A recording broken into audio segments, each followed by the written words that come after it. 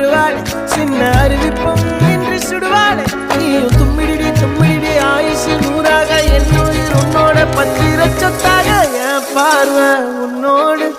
உன் பொம்மை கண்ணோடு பேசாமல் விண்ணோடு நாம் மிதந்து போவோம்